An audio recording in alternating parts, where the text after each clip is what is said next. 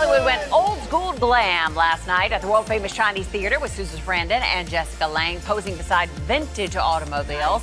And it was all for the premiere of a classic Hollywood story, Feud, Bette and Joan. Yeah, this is the stuff of legend. I mean, Bette Davis versus Joan Crawford, and we get two icons playing two icons. Doesn't get much better than that. How big was this feud between Bette Davis and Joan Crawford? I think there was a great deal of competition, and I don't think they necessarily liked each other. That's Jessica Lange, who plays Joan Crawford. She can't be serious. Susan Sarandon is Bette Davis. I'm gonna steal this picture right out from under your nose, and you know I can do it.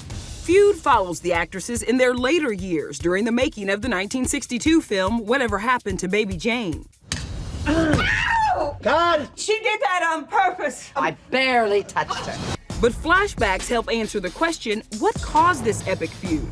One factor, the legendary actresses fought for the same roles. I think had the studio not pitted them against each other and had things gone more smoothly in terms of the production, probably they would have been all right. Davis added to all the feud talk when she was quoted as saying, "Miss Crawford is a movie star, and I am an actress." I am just too much.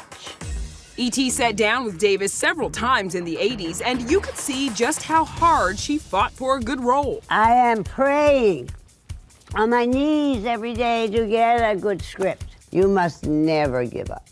Never give up. Competition aside, there was another issue, Crawford's brief marriage to actor Franchot Tone. Weren't they in love with the same man? Well, yes, I mean, there was the history with Franchot Tone, because I think Bette fell in love with him, but he was in love with Joan.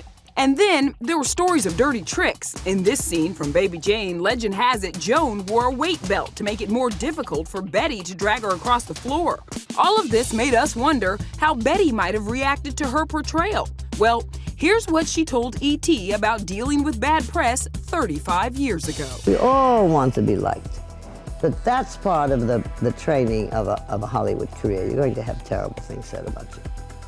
And my mother was always wonderful about this. She used to say to me, "Bette, do not forget it's the best fruit the birds pick at," which is a wonderful thing to remember.